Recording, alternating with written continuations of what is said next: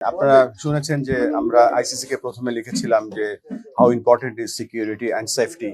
আমাদের স্কোপ আছে হচ্ছে খেলোয়াড়দের দেখা, কিন্তু খেলোয়াড়ের বাইরে যে বড় একটা জনগোষ্ঠী আছে, আমাদের সাংবাদিকরা আছেন, আমাদের ক্রিকেট স্পন্সররা আছেন, আমাদের ক্রিকেটের লাভাররা আছেন, অনেক খেলা দেখতে যাবে, সমস্ত সিকিউরিটি তো ক্রিকেট বোর্ডের পক্ষে দেওয়া বা জিজ্ঞেস করা সম্ভব নয়। এই জন্য আমরা সরকারের নির্দেশনা নিচ্ছি, কারণ আপনারা জানেন যে আমাদের যে কোনো বিদেশ ট্রিপে যাওয়ার সময় আমাদের গভর্নমেন্ট অর্ডার লাগে। তো সেই অর্ডারটার পজিশনটা আমরা জানতে এসেছিলাম।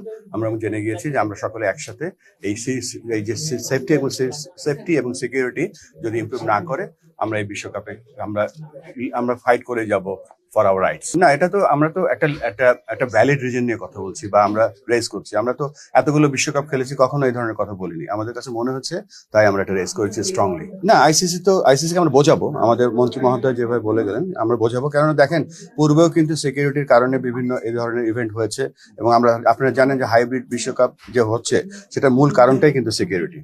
সো আমরা আশা করছি যে আমরা যে আমাদের রিজন গুলো আছে সেগুলো আমরা এস্টাবলিশ করতে পারবো। না, আমরা তো ভ্যালিড রিজন নিয়ে কথা বলছি। এটা তো দেখেছেন তো মুস্তাফিজ, যখন একটা খেলোয়াড়কেই যখন দেখলাম যে শৃঙ্খলা সিকিউরিটি দিতে অসুবিধা কারণেই তো তাকে বাদ দেওয়া হয়েছে, তখন একটা দল, একটা পুরো বাংলাদেশের জনগোষ্ঠী যারা খেলা দেখতে যাবে, এটা তো বিরাট ব্যাপার। আমরা দেখেন আমাদের জাতীয় দল তৈরি করছি। আমরা আপনারা জানেন যে আমাদের টিম স্কোয়াড ঘোষণা করে দেওয়া হয়েছে। আমাদের কিন্তু এই বিপিএলটা অনুষ্ঠিত হচ্ছে, কিন্তু ওয়ান অফ দ্য রিজন যে টি-20 ফরম্যাটে আমাদের টিমটা যেন ইউজ টু হয়, সবকিছু আমাদের দিক থেকে আমরা প্রস্তুতি রাখছি। সো আমাদের এখানে কোনো ছাড় নেই। এই যে একটা প্রোপাগান্ডা চলছে যে আইসিসি আমাদেরকে জানিয়েছে শ্রীলঙ্কা খেলা সম্ভব না, এই ধরনের কোনো কথাই হয়নি আমাদের কারোর সাথে। আমি জানি না, এটা একটা প্রোপাগান্ডা আমি বলবো, ফলস নিউজ। কেননা এখনো আইসিসির সাথে আমাদের যোগাযোগ হয়েছে একটা, আমরা তাদেরকে জানিয়েছি, তারা আমাদেরকে জানতে চাইছে কি কি ইস্যু। তো আমরা এখন কি কি ইস্যু সেগুলো লিখে পাঠাবো।